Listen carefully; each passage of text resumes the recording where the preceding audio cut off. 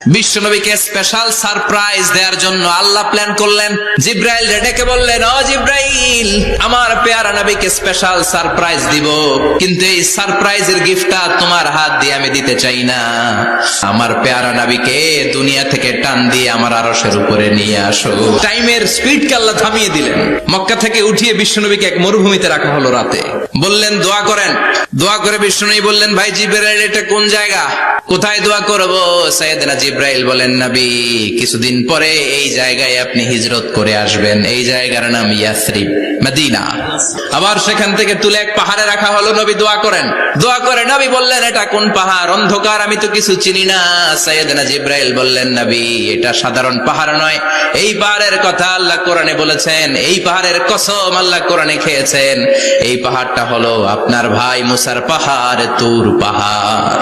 সাহিবুল মেরাজ, যেই নবীর মেরাজ হয়েছে আর কোন নবীর হয় নাই।